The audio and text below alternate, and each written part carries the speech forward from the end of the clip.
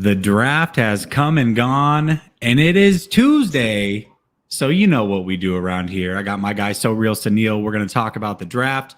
We're going to talk about maybe some UDFAs, and we're going to talk about where the 49ers stack up in the NFC after the draft. We're going to get to it all next.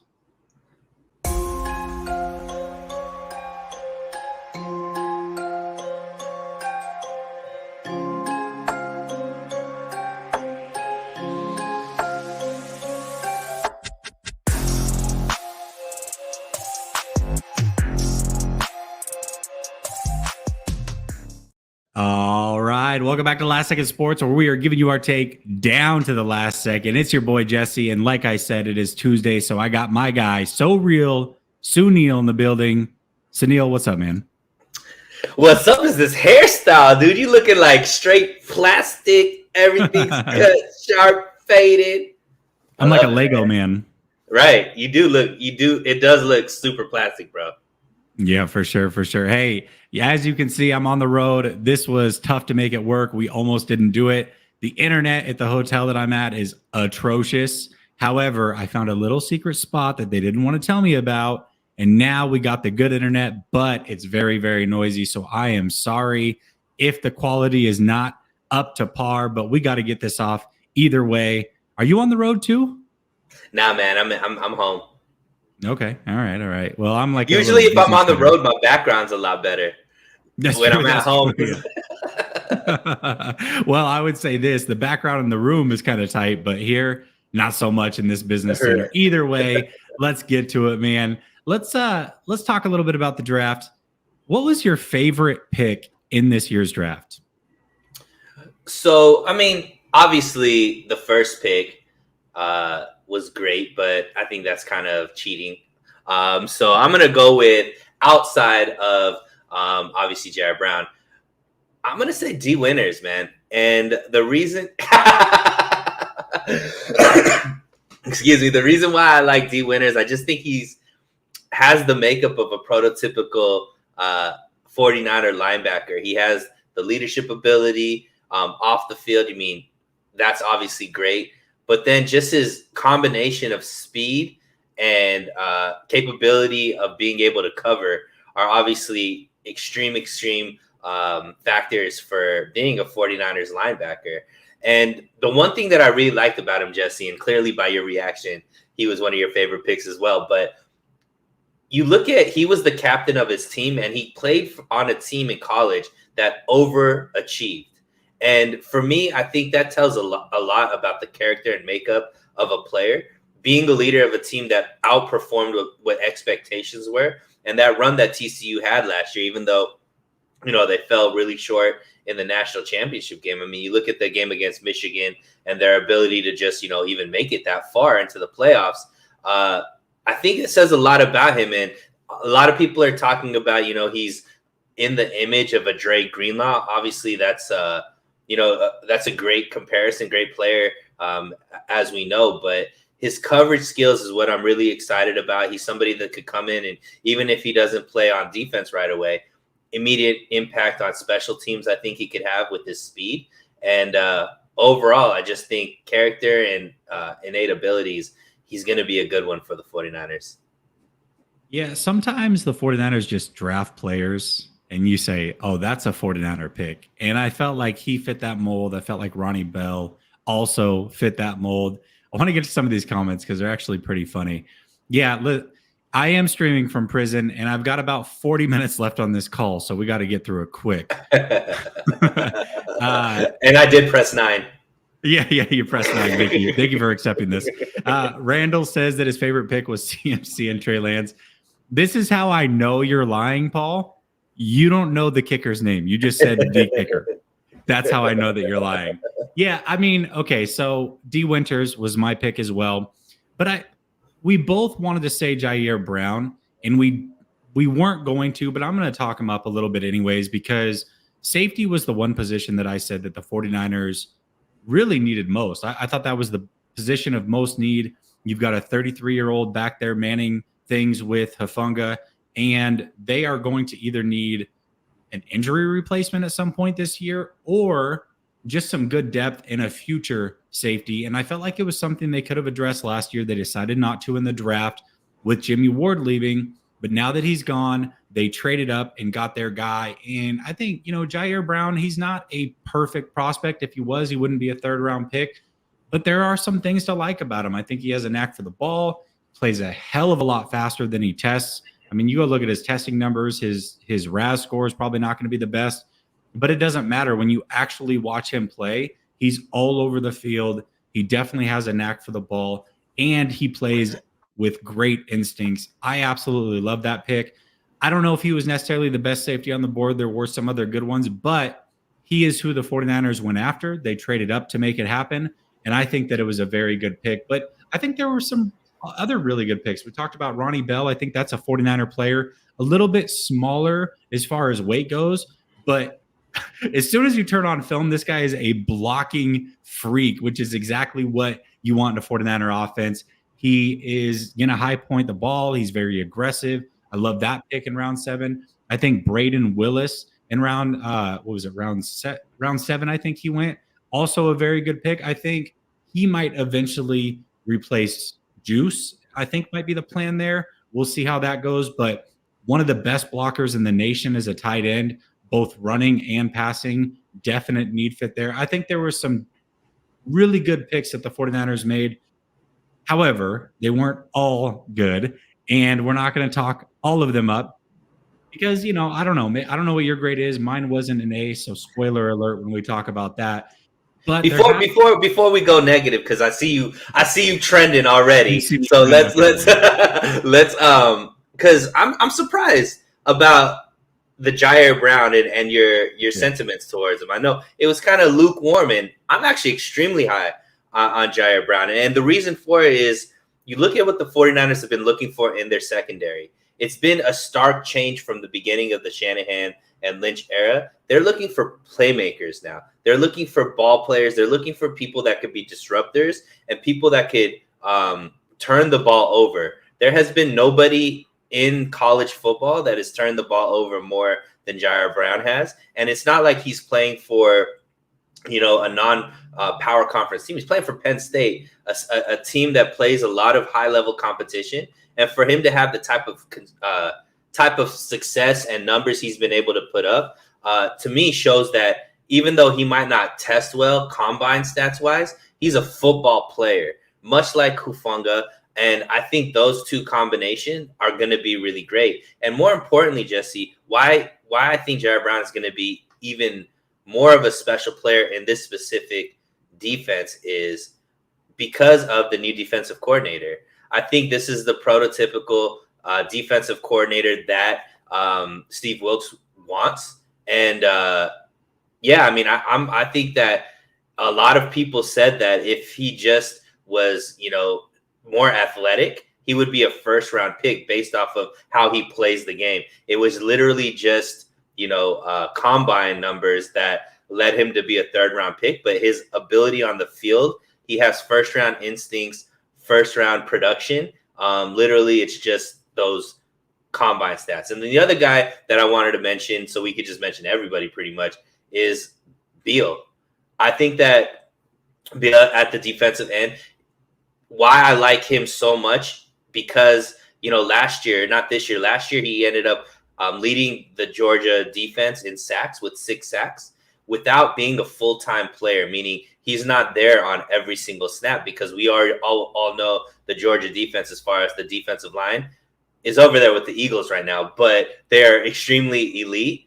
So his ability to still be productive without needing all the reps like other defensive ends need to get the type of production he did, I think is a great transition into what he's going to be falling into with the 49ers, right? He's going to be he's going to be in rotation because of obviously the talent that the 49ers have, but his ability to still produce, I think, is going to bode well for the 49ers, much like Charles Omena, who was able to do a couple years ago, much like Jordan Willis is able to do, not needing as many reps, but still getting high production. I think he's going to be a fan favorite very soon as well. I like it. And I didn't mean to hopefully I didn't come across like I was downplaying Ji'Ayir Brown. It's just reality. I mean, there are certain things that make you a third round pick, but I like Ji'Ayir Brown. And when the pick was made, I was ultimately happy with it. And I like the way that they made it happen. They weren't going to draft 11 players. So move up and go get your guy. And initially what I thought was, okay, well, there's another position that they like, whether it's edge or tackle or corner or whatever, and they will go get that position at 99. It ended up being kicker. We'll talk about that in a second. But they moved up to make sure that they got that safety, which was the position of need or the player of need that they felt fit things most. And then they played it smart. They sat back and they stayed at 99 at 101. I really like how they made the move up, how they played it, and then got the guy that they wanted. And like I said, there may be better safeties that were on the board. There were a couple other good ones, but the 49ers didn't think so, and that's all that matters. I think Ji'Ayir Brown's a fine player. He's one of the few guys that I actually watched during this process, and so that, should tell you that I do like him. But I do want to be realistic. He wasn't a first-round pick. There is a reason for that, and, we'll see how it plays out. But I think that they got a pretty good player here. I'm definitely excited about Ji'Ayir Brown. All right. Everybody's making fun of my jail cell. AKA hotel. That's what I'm calling it anyways. All right, let's talk about the least favorite pick of the draft for you. Who was it and why? So I don't want to say least favorite just because, any of these guys could turn out to be ballers. They're obviously, the ability to get drafted. Hold on. I'm going to tell you what you tell me. All right. We don't play it down the middle here at Last Second Sports. We have strong opinion. I'm just kidding. Go ahead. No, I'm going to say the most confusing pick to me. And that was Cameron Latu. I think just him being the tight end that they picked. Obviously, we all knew that they were going to pick tight end. I just was confused that he was the tight end, especially with some other guys there on the draft board that I thought were ranked higher and rated higher than him. I was just a little bit confused as far as why they went after him, what they saw in him over some of these other tight ends. He's not known for being a great blocker. He could block, and he obviously has great pedigree coming from Alabama. He has decent hands, but also a lot of drops. More of a, I guess, red zone weapon, which maybe was the reason why they liked him. But it didn't seem like the type of tight end that the 49ers are looking to play alongside George Kittle or be the heir apparent to George Kittle. It didn't give me those same type of vibes, which is why I was confused. And once again, I'm not a scout. I haven't done a lot of research into his tape. Maybe he does have a lot of these attributes. Maybe Alabama held him back or whatever the case may be because of all the talent they have at receiver over there. But for me, that was the most confusing pick. I just didn't expect them to. I expected the position to get picked. I didn't expect him to get picked as high as he did. Yeah, that's totally fair. And I saw a lot of people say that. There was a lot of tight ends that I'm sure other people were mocking to the 49ers or would prefer when they went through the process. But, again, there is obviously something that they saw. He wouldn't have been necessarily my pick at tight end, but I don't think that the tight end position at that point in the draft, that there was like a clear, hey, these four guys should have gone above them. If that's who they prefer, I think it was a bit of a reach. But at the same time, that's going off of what other websites had, what, mock drafts have. The league is so different, man. And this is what makes it hard is they could have had some insight like, hey, we really like this guy and we think that he's going to go much earlier than what a mock draft would say. And GMs look at this thing completely different. And that's why it's really, really hard when the actual draft comes around, because then what happens is, everybody's been mocking for months. They think they understand where these players should go. And the league doesn't necessarily always see it that way. And it makes it really, really hard. Michael Monahan says, I don't really hear any content creators saying, or didn't hear any content creators saying O-line was our biggest draft need. Now, Grant and a few others are saying that was our biggest need and didn't do anything. What up with that? I think Grant's always said it. I don't know what's going on with the other ones. I haven't really been paying attention, but I always said safety. My order was safety, corner, edge, or edge and then corner. and then O-line and tight end. So I don't think O-line was necessarily the biggest need. I think that the 49ers are actually pretty deep at O-line. It's just they don't have an upgrade at right tackle, and that's why people are panicking. But I don't necessarily think that they were going to find that upgrade in this draft, at least not year one. Maybe they could have found their upgrade for the future, but I don't know if year one it picked 99 or 87 or whatever that they were going to find that guy that would have started this year and been an upgrade. I just don't see it. And so to me, I'm not that upset over the O-line, but I do have a least favorite pick. And it's not because I don't think this player can be good. I think I actually was hoping he would end up being a 49er, but I just feel like the 49ers reached because they feel like they need this position. And that's obviously Jake Moody. I mean, kicker in third round is a bit wild for me. When I look at the landscape of the NFL, up until this year, the highest drafted kicker that was actually starting last year was drafted in the fourth round by the Cleveland Browns. By the way, he was also the 30th ranked kicker when it came to accuracy. Over 50% of the starting kickers in the NFL are UDFAs. And when you look at it, he ranked 37th in the NCAA from kicking accuracy. And 17 guys that ranked ahead of him were seniors, which means if you look at the statistics of who starts as a kicker in the NFL and you look at where he ranked in his own class, statistically speaking, even though everybody says he's the consensus number one kicker, and he may end up being that, but statistically speaking, he's actually going to be worse than a UDFA long term. And that's what the NFL tells us. And so when I look at things, I like Moody. I actually had mocked him to us multiple times. I actually do think he's going to be pretty good. But the only way to justify being picked in round 3 for me, he's going to have to be a top 5 kicker. And he's going to have to do that immediately. You know, you look at a guy like Robbie Gould, who was great in the playoffs, but he's been declining the last 3 years. He's ranked overall, I think the last 3 years, around 19th in the NFL from an accuracy standpoint. We know that his leg was going away as far as the strength goes. Moody definitely brings that, but his accuracy is really on the level of a declining Robbie Gould, and that is in college, not even the NFL. And so that does concern me a little bit. But man, this guy definitely has a leg. He's definitely going to put it in the end zone on a regular basis when it comes to kickoffs. And I just feel like third round is a bit too early for my liking anyways. So let me bring some context to stats, because I like it when Jesse's creating a narrative and it's something that he's trying to prove. Stats need context, but when he's trying to prove a point, he's just going to throw out some stats with absolutely no context just to make his point be like all of a sudden Jake Moody is a declining Robbie Gould and all of this kind of stuff. First of all, his numbers or his stats from this last year were highly, highly skewed. Because of his strong leg, Michigan has him go out there and attempt some ridiculous kicks, 55 plus yards, close to 60 yards, so on and so forth. He went 3 for 7 at 50 plus yard tries. So if you take the 50-yard kicks out, because we could do that because Robbie Gould only attempted 2 of them. He did make those 2. So let's just take out 50-yard kicks. He went 26 of 28 last year and didn't miss 1 extra point.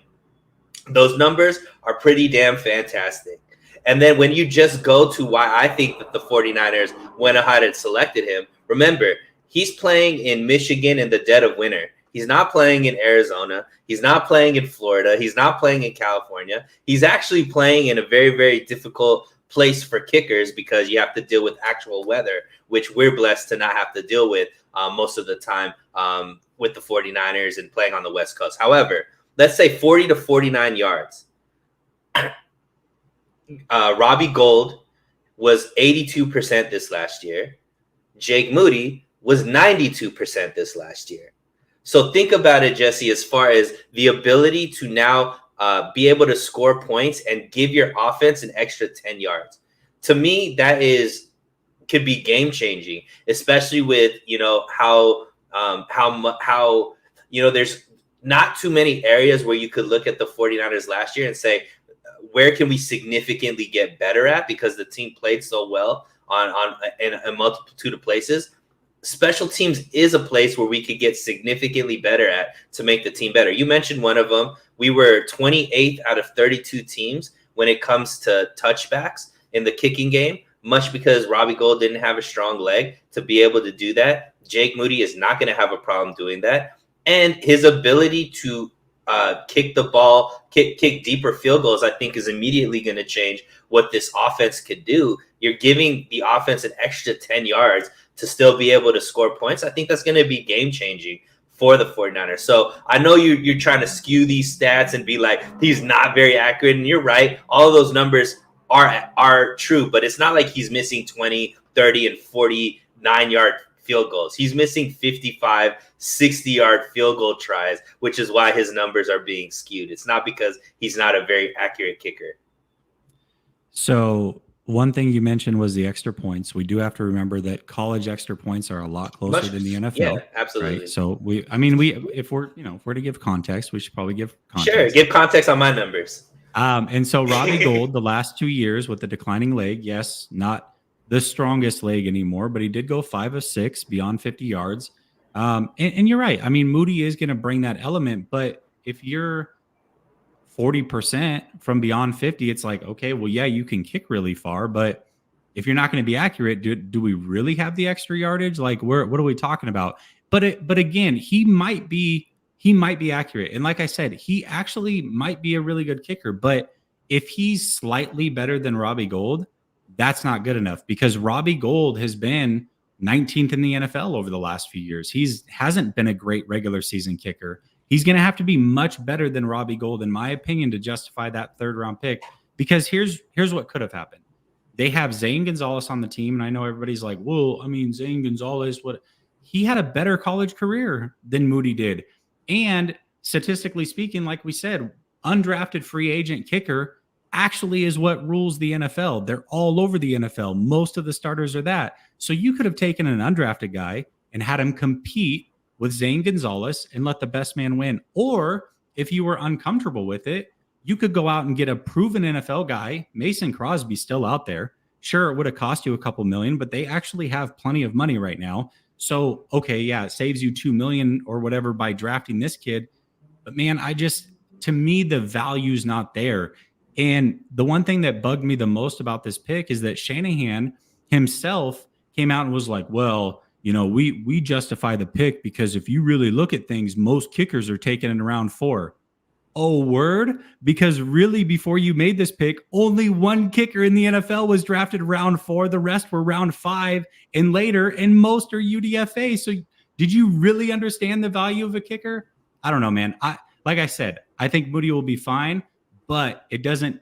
Both things can be true. He can be good, but it's still a reach, and it was still a bad pick. Hopefully that makes sense. Yeah, but also, at what point are we going to stop running our head into a brick wall and understand this is the 49ers philosophy when it comes to round 3? They don't go best player available. They go best player available at a position of their need, right? So it wasn't a running back. I'll say that. Yeah. So I'm saying, like, we've seen this. I mean, you look at the last few 3rd round draft picks that the 49ers have had. You're looking at names like TDP. You're looking at Trey Sermon, no longer on the team. Ambry Thomas, doghouse, doesn't get any playing time. Like, you could go back and there's a lot of players in that 3rd round that they went off of, best player available at a position that they value. This is just what they do. And overall, the 49ers continues to have really great drafts as far as production of their players, guys that make the team, guys that are impactful. Not necessarily from the 3rd round. Let's just put it that way. But I do think Jake Moody is going to make the team. I do think he's going to be impactful. And that's why I'm just like, all right, well, is it ideal? No, but are we going to keep complaining about 49ers 3rd round? They're not going to change. We've already seen it. It's been how many years now that they do this every single 3rd round? We got to just accept it, move on, and understand that 5th round and below is where we get our real gems. Yeah, and they did a great job of that, no doubt about it. I want to say one thing I want to point out is this comment here, because I heard this a lot. Like, hey, the draft's a gamble. It's not like you were going to get a good player out of it, necessarily. And that may be true, but it's a gamble. And so if kicker is such an important position, and this was the other thing that I heard was, well, I mean, who's going to contribute more this year than a kicker? Well, okay. However, if it's a gamble, how do we know he's going to be good? What if he's not any good? So wouldn't you, if kicker's so important, wouldn't you rather just go get a proven guy? Like I just named a guy that's out there, or make somebody compete with the kicker that's already on the roster and make sure that you're good there, and then gamble on a player that hopefully you don't need to play and you can develop them for a year and do the red shirt thing like you always do. And so I don't know. I think there's an assumption out there that Moody's for sure going to be good. I think he will be, but it's no guarantee.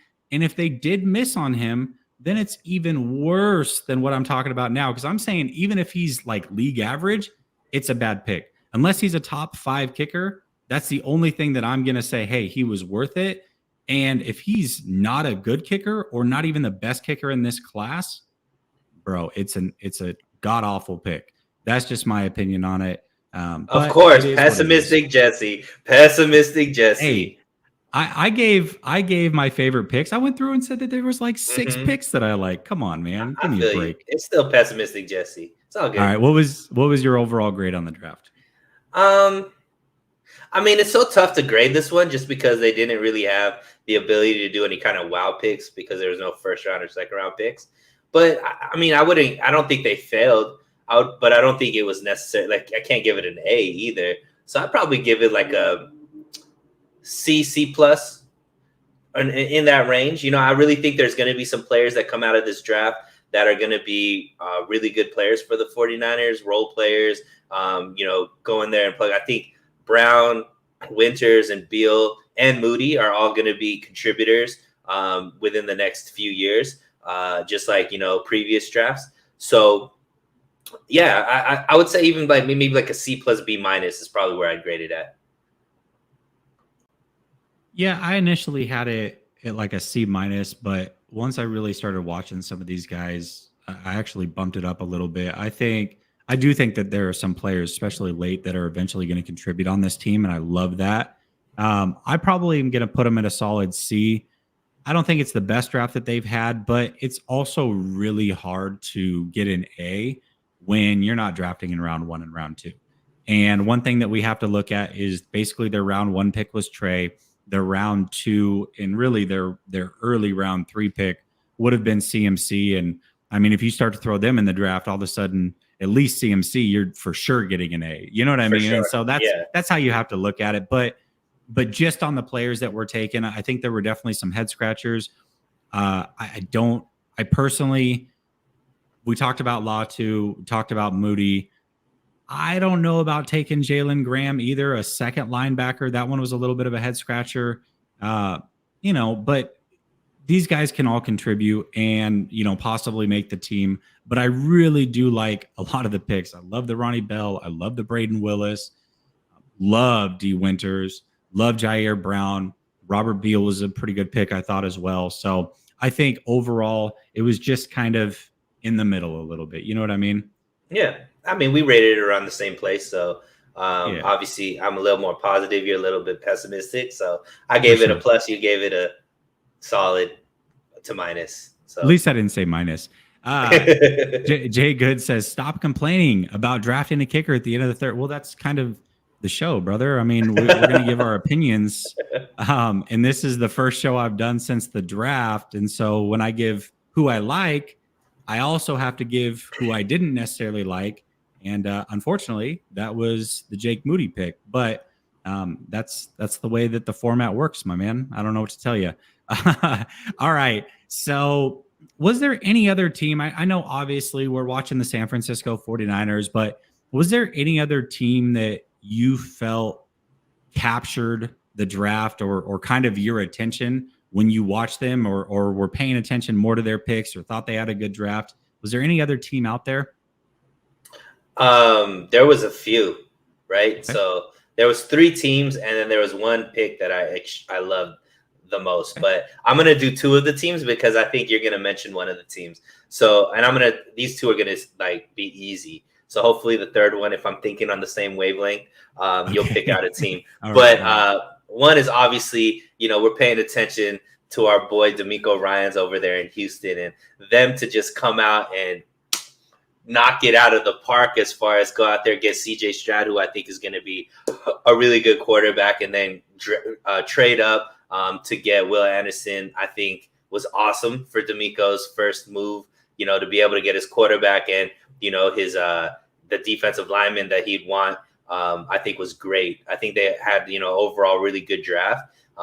You could definitely feel like that team could turn around really, really quick. We both are extremely high on DeMeco Ryans' leadership. Obviously, he took, some pieces from the 49ers that we're all really high on. So I think that team's going to make a big turnaround extremely quick with the way that their draft and free agency went. Obviously, the team to me that won, and it's not even close, Jesse, is the Eagles. Not only with the draft picks that they had, the trade for Swift, I think, was obviously really good. They did amazing through free agency, and Howie is like Neo from the Matrix. He's seeing the game a lot different from other GMs, and I always say it on the show. My best friend's an Eagles fan, so I'm pretty tapped into them because I talk to him all the time about his team, and we're talking about 49ers and stuff like that, and what he's able to do with the amount of top draft picks that they have, even though they're coming off of a Super Bowl.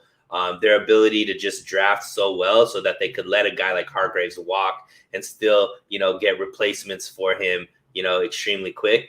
I think, they by far had the best draft, and, combined with their free agency, I mean, I think that they have to be the favorite coming out of the NFC right now. On paper, at least. Yeah. We'll talk about that here in a second, but I like it. I mean, I definitely like what the Texans did for sure. I was really surprised, really surprised that they went with CJ Stroud, and I love that they did. I really thought that CJ Stroud and a lot of the rumors about him were possibly coming from that organization as far as his test scores and what have you, because he has the same agent as Deshaun Watson. And I was like, there's no way they're going to pick him. They're going to be super petty, and it's going to be dumb, and they're not going to take a quarterback. And I was wrong, and I'm happy that I was. I really like CJ Stroud. I think, if he was here with Shanahan would absolutely love this kid. He's extremely accurate, and they're running a Shanahan offense over with Houston. And then to trade back up, just a brilliant move by them. I love that as well. Obviously, the Eagles, it seemed like every time they made a pick, I was like, oh, are you kidding me? Like, they're just drafting stud after stud after stud. I thought Sidney Brown, for me, was probably the second best safety in this draft. They got him in round 3. Kelee Ringo was a player that I thought the 49ers could have and possibly should have taken in round 3 over Moody. They got him in round 4. And then even up until their last pick, Ajomo was on a lot of people's boards. And we're not talking just mocks. We're talking about, some of these guys that do this for a living had him as high as round 4, and they got him in round 7 on top of the first 2 picks they made. Really, really good players there. But for me, I really like what the Pittsburgh Steelers did. Ooh, I thought you were going to really like what the Pittsburgh Steelers did. They got an offensive tackle. Joey Porter fell to them in round 2, at the top of round 2. A lot of people thought that he was going to be drafted by the Steelers, but at pick 14, that was not the case. Thought that was a great pick by them. Keanu Benton is a really good pick. They got Washington, the tight end out of Georgia, who's just a behemoth of a man. And, up until the 7th round, they got Trice Jr., who his measurables are insane. We're talking about a 6'3" corner who runs like a 4.45. This is a really good player and a really good prospect, and they got a steal on him. I like what the Steelers did, but there were some teams that I think did a really good job in this draft for sure. I thought for sure you were going to bring up the Seahawks. No, I actually wasn't as big of a fan of the Seahawks, to be real with you. Interesting. I thought they had a really great draft. Yeah, let's talk about it for a second, because they are a rival of the 49ers. Yeah, so I mean, they obviously their first pick was the cornerback. What was the name? It's slipping my mind right now, but Witherspoon. obviously Witherspoon. There you go. Yeah. A lot of people thought he was the best corner in the draft. In a very, very, there was Christian Gonzalez. So there's a lot of good corners. That Joey Porter, a lot of good corners there, and a lot of people had him as the best corner. Matched with who they have at cornerback already there. Obviously, they're building the defense the right way, and then to get Jackson in I don't even have to pronounce his last name, but Jigba. In Jigba, there we go. Or in Jigma or something. I don't know. I think it's in Jigba, but mixed with the two receivers they already have there, I think is their offense automatically is going to get better, right? So they got more weapons on both sides of the ball. They got another running back. I think they drafted the kid out of UCLA, I believe, right? So to give some more power alongside with Kenneth Walker. I know you've been somebody, Jesse, that is like, Seahawks aren't too far away. And I've been kind of pushing back saying, nah, that, we swept them last year. We're going to be able to get them this year again. I don't think that they've caught up necessarily to the 49ers, but it's competitive now. And they have a lot of weapons there. They're extremely young. So 49ers can't make too many missteps because they're right there, at the heels. And I think it's back to being, the Seahawks and 49ers, 49ers being one, Seahawks being, close to. But that's going to be the rivalry for, years to come because the other teams aren't doing what I think the 49ers and the Seahawks have been doing over the past few years.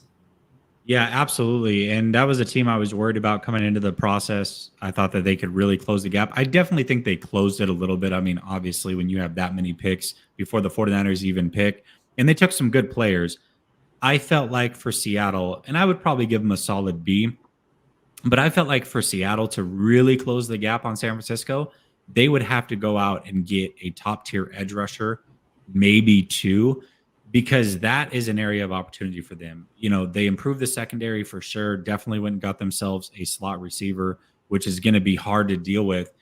But I don't think that they closed the gap in the biggest position of need for them, which was at edge rusher. And so, are they going to pressure Brock Purdy or Trey Lance or Sam Darnold? Heaven forbid if he's starting. I hope not. Are they going to put pressure on him, or are we just going to be able to sit back and do what we need to do at quarterback on top of being able to run the ball? I just felt like that was a big miss on their part. But Seattle's going to be just fine this year. They're probably going to be a 10, maybe an 11-win team. They got 4 freebies in the division. Chances are they're going to split with San Francisco. So they're not going to be that far off. I just felt like they could have closed the gap a little bit more. So good draft for me, but not one of my A drafts, if that makes any sense. Thank you, Christopher, for becoming a member. I appreciate you. Flav is back. He says Bell was a terrible pick. Flav, you right off the bat. Makes 0 sense. I don't know about that.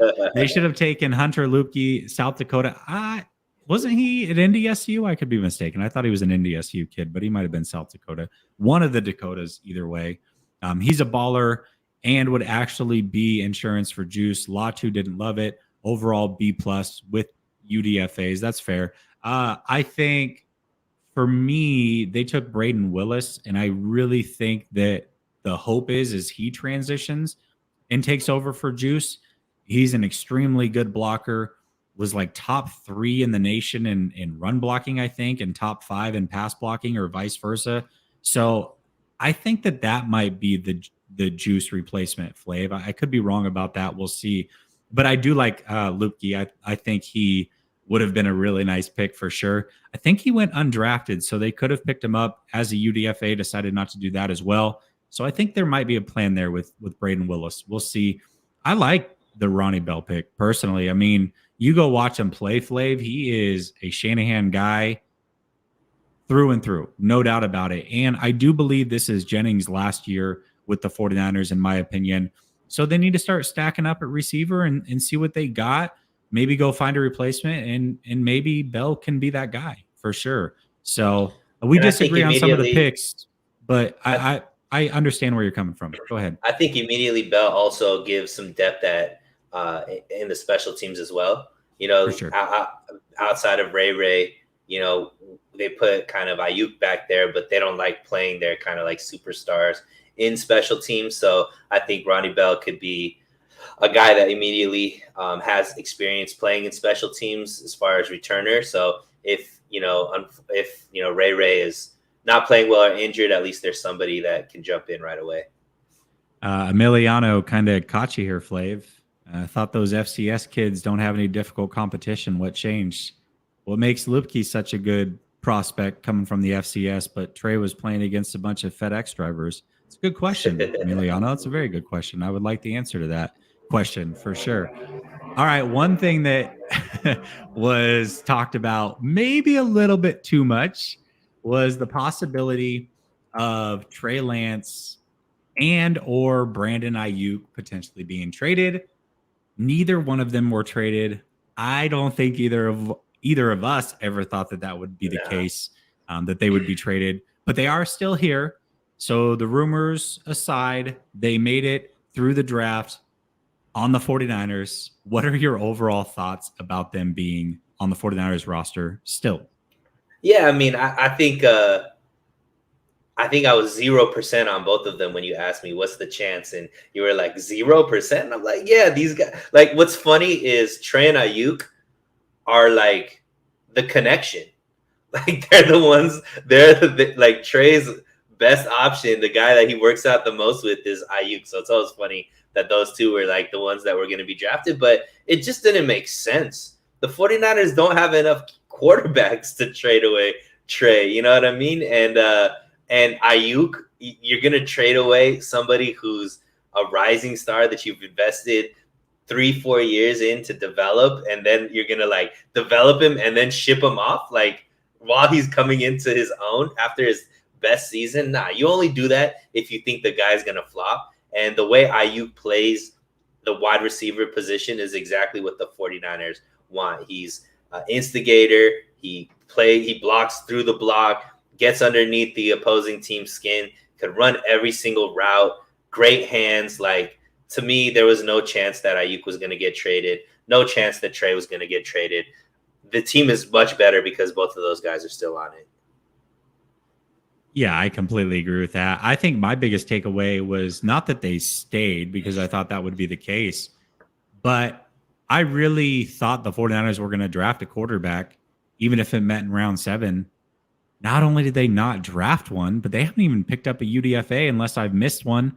I have been busy with some family stuff, so that's possible. But to my knowledge, they haven't picked one up. Yeah. So for a team that was so ready to get rid of this problem in Trey Lance, as a insider put it, not only is he still here, but they didn't even try to draft a replacement for him. So clearly they think a little bit higher of him than what people initially thought. And even John Lynch had some praise for him. I think it was Barros had written an article and quoted John Lynch saying something along the lines of, hey, we see a major difference in this offseason in Trey Lance. Whatever he was doing with Christensen, he's picked up. So they like what they see from Trey Lance right now. I'm excited to see it play out. We'll see when Purdy's available, but we both believe that Trey Lance is going to get his shot. He's going to start week 1, and we'll see where it goes from there. But, this thought that they had to move Trey Lance and they are going to draft a rookie so that they could trade him later, that just hasn't happened. And so even for me, I said if Trey Lance gets traded, I would see it more during the season before the trade deadline. Once Purdy's back, you got him healthy, you got a healthy rookie, you got a healthy Sam Darnold and Trey Lance. Maybe that's when Trey Lance would get moved, but they haven't even brought in another rookie. So it looks like Trey Lance, for those that think there's still a chance he's going to get traded, I don't see that. Who's going to come in and be that third guy? They're going to need all these quarterbacks potentially at some point. So I just don't see it happening anymore. And I think that's a really good thing. And then Brandon Aiyuk, slowly becoming my favorite player on the 49ers. Absolutely love everything that he brings to the table. And I'm happy that he stayed here as well. I do want to ask you this, though. A lot of people said, well, they didn't pick up his 5th-year option and they waited until after round 1 had come and gone before they had announced it. So that tells me that they were potentially trying to shop him still. Do you believe that that's the case, or do you think that people are reading into it a little bit too much? Yeah, I think that's reading into it because I don't know what they were doing, but they obviously did the thing with CMC, earlier than they have done before, as far as freeing up, money and all that kind of stuff. With Nick Bosa's extension still on the table there, they didn't really need to do that with CMC unless they have something in mind as far as what they're trying to do or another free agent that they're coming into. So I just think it was more logistics than anything. Like, I personally think there was no doubt in their mind that they were gonna do. I can't fathom them even thinking that Brandon Aiyuk is on the block. Like, there's no reason, or it doesn't make sense why they would trade him. He's their best receiver on the team. Like, he's the best receiver. I mean, people say Debo. Debo to me is a weapon, but as far as just pure receiver, Brandon Aiyuk is the best receiver that they have. We don't know what Danny Gray is going to be like. We don't know, everybody else is, kind of like 1 year's, filler type people. Aiyuk is, the future of receiver for the 49ers. Yeah, I had done some work into when they had picked up their 5th-year options in the past, and really wasn't out of the ordinary to wait until after the draft. They did it with Mike McGlinchey. Bosa was right before the draft. So this is kind of how they operate. I didn't look too far into it. I don't think that they were necessarily trying to trade Aiyuk. I'm sure they were willing to listen like they are on any other player, and maybe, remaining flexible was the right thing to do. But I don't think they ever had any intention in trying to trade Brandon Aiyuk. So I'm happy that he's here, most definitely. And I saw a comment in here talking about Sam Darnold and his turnovers. I do actually want to address this. We'll bring this up off the cuff, but this narrative that Sam Darnold is going to be the starter week 1, and maybe that's the case. I think it would be a major mistake. A lot of people are making crazy excuses for Sam Darnold right now. And for me, regardless of where you are at, regardless of the talent around you, there are certain things that you're going to do if it is built into you or bred into you. And decision making is one of those things. Sam Darnold has been an awful decision maker in the NFL every step of the way. He fumbles like crazy. He has like 65 turnovers in 56 games and another like 24 fumbles that weren't lost, thank God. But this guy's a turnover machine. And people will say, well, it's because he played for the Jets and the Panthers and they were bad franchises. That's not the case. Sam Darnold was this guy in college. He had 37 turnovers, an additional 4 fumbles that weren't lost. And he did that in 27 games, or maybe it was 36 turnovers in 26 games or whatever. But more turnovers than he has starts, both in college, at USC, by the way, when he was surrounded with some pretty good talent, and again in the NFL. If you are turnover prone, you're turnover prone. If you're a bad decision maker, you're a bad decision maker. And in this 6-game stretch that everybody wants to laud and talk about for Sam Darnold, this man completed 58% of his passes, threw for 190 yards a game. He had 9 touchdowns, 5 turnovers, and 4 additional fumbles that were not lost. Sam Darnold this is who he is. Like, this is who he is.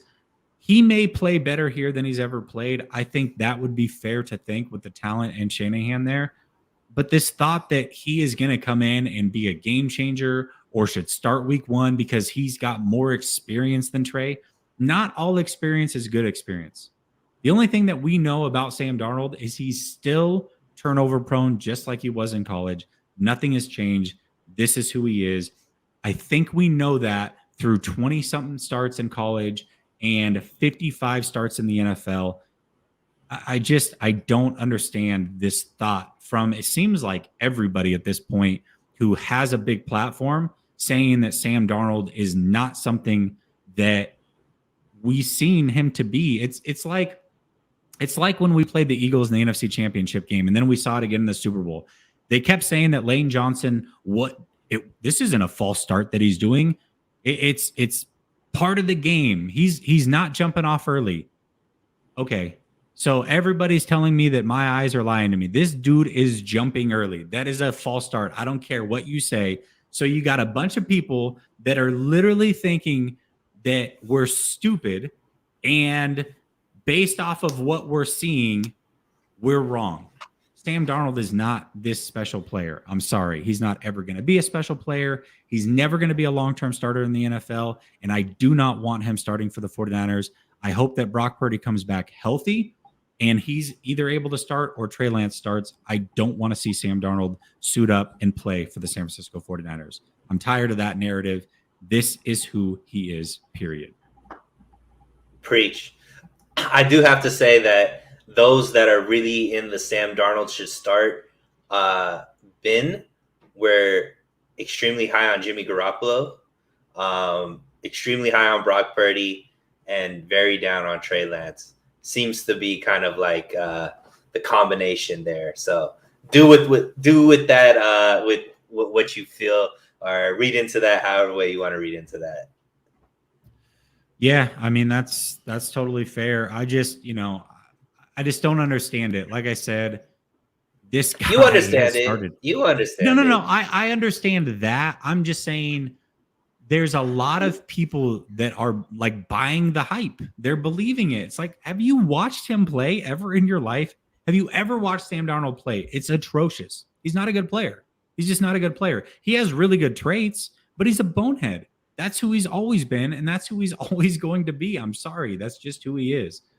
Jamal says, blah, blah, blah, all this football talk. I thought this was a sports channel. What's going on, Jesse? Make it make sense. For real, on my mama, jokes aside, always love tuning into you two.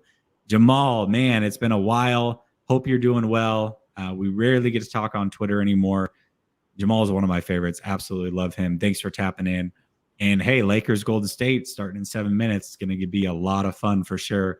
Flav says, I see NDSU as sort of a last chance U of the FCS, basically a powerhouse versus bad competition.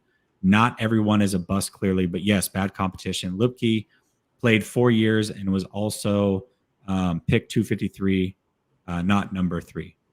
Okay, fair enough. He's a fullback, so I would think it's like 6 teams that carry fullbacks. It makes sense that he would go that late. But either way, I get it. If it fits your narrative, Flav, then it fits your narrative. There's nothing I can do to change your mind. All right, let's talk about post-mock NFC power rankings. I want just your top 5 teams in the NFC coming off the draft. I said post-mock. Post-draft NFC power rankings. I'll change that in a second. After the draft, where are your top 5, and where do the 49ers rank in the top 5 of the NFC? Yeah, so right now, if I'm just unbiased, obviously I want the 49ers to come out the NFC, but number 1 is the Eagles. To me, they pessimistic scenario. Right, realistic, right? So real, keeping it so real. Eagles to me, obviously, they have all of their positions established. We're still, don't know who's going to be starting quarterback for the 49ers. So to me, Eagles are 1, 49ers are 2, and to me, that's the class right there. Those are the top 2 teams, and then everybody after that is, a step below. 3, I'm actually going to go Seattle. I think that Seattle is going to make a large leap this year with the continuity that they have. They are adding pieces, not really doing any kind of huge changes. So I think Seattle will end up, the 3rd best team. And then 4th and 5th is interesting to me. I don't really know. I'd probably put Dallas in there somewhere just because, at least in the regular season, they tend to, play well. Obviously, playoffs is a different story.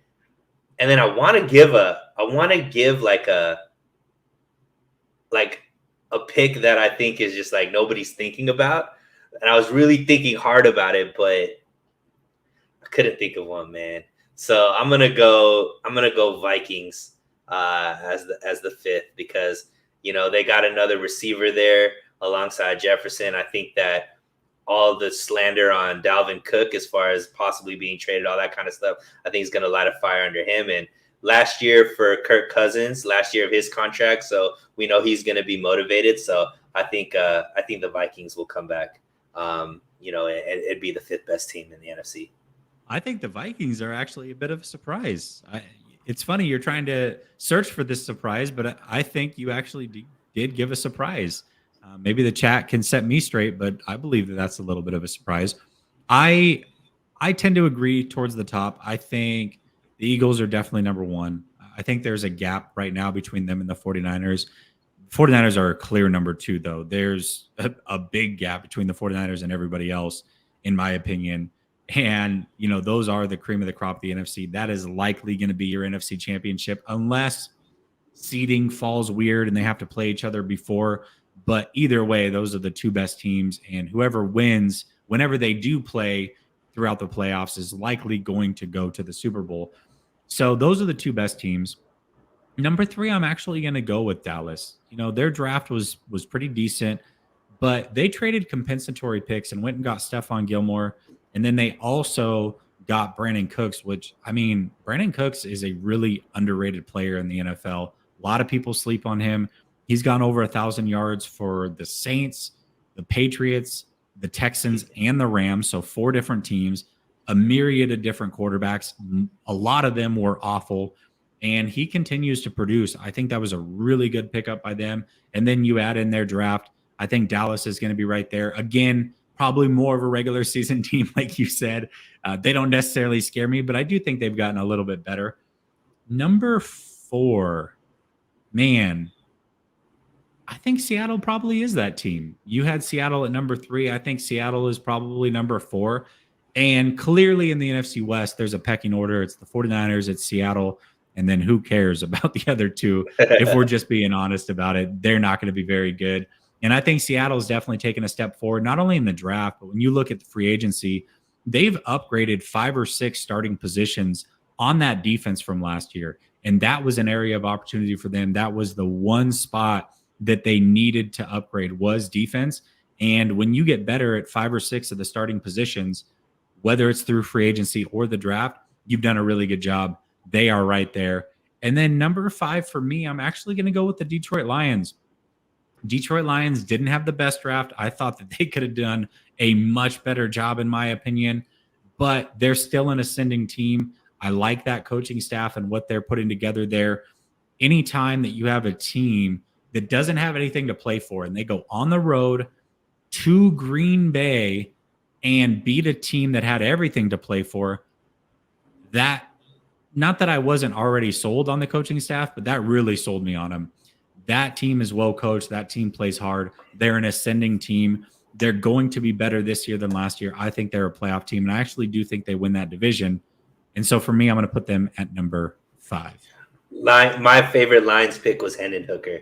I think that when he ends up getting a chance to play there, he's going to be, I think, the surprise quarterback out of this draft that actually ends up being a very successful starter in the league, in my eyes. Yeah, I think he could be. I think Clayton Tune, he ended up going to Arizona, I believe. Man, I know that they just signed Kyler Murray to a big deal, but Tune is going to get a chance to play this year as a rookie. That's going to be good for his development. And at the very least, they're going to have probably a really good player behind Kyler Murray for a few years. But, you got a whole new regime coming into Arizona. Long term, are they really going to be tied to Kyler Murray? And if Clayton Tune is as good as I think he potentially could be, Kyler Murray might be gone after another couple years. So we'll see how that plays out. DTR, a lot of people like him. He went to Cleveland. I thought that was really smart for Cleveland. Who knows, if Deshaun Watson is ever going to get it back. We're talking about a really good player before everything happened, but it's a lot of personal stuff going on caused by him, obviously, but that's going to be hard to overcome. We'll see if he ever becomes the same player that he was. Obviously, if he does, he's a clear starter, a long-term guy, but if he doesn't, they definitely went out and got a really cheap insurance policy in DTR that could be a pretty good player too. So yeah, I think there's some good quarterbacks that came out of this draft. And Hendon Hooker, you're right. I think perfect fit for the Lions. He's coming off the ACL. He's going to need some time. They have their starter this year, but Goff is not likely the guy that you want there long term. And Hendon Hooker might be that guy. It's a good pick. Yeah, for sure. All right. Well, listen, this was the show. Lakers, Golden State Warriors. I'm sure everybody wants to go watch that. I'm actually out of town for the whole week. Yeah, I know you're a Laker fan. I'm out of town for the whole week. This is the only day that I was going to be able to get away and actually do a show. So I'm not going to have any other shows the rest of the week, unfortunately. I'll be back to the regular schedule next week. Appreciate y'all for tapping in. Much love. We'll talk soon. Peace.